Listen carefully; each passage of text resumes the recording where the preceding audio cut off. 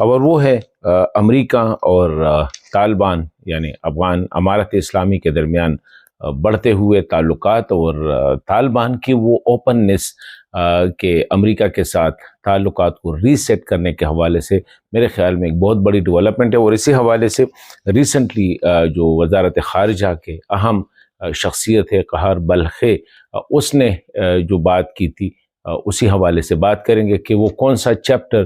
وہ جو ہے وہ اوپن کرنا چاہ رہے ہیں، اسی پہ بات کریں گے۔ دوسرا جو اہم موضوع ہے وہ ہے پاکستان کے ساتھ۔ ہم دیکھ رہے ہیں کہ گزشتہ تقریباً ہفتے دو ہفتے سے وہ نیا جو ری سیٹ کرنے کی بات ہو رہی تھی کہ پاکستان اور افغانستان کے تعلقات کو ری سیٹ کرنے، اس پہ کون کون سے جو ہے نا ڈیولپمنٹ یا ایڈوانس ہو چکے ہیں اس پہ، اور آئندہ چند دن میں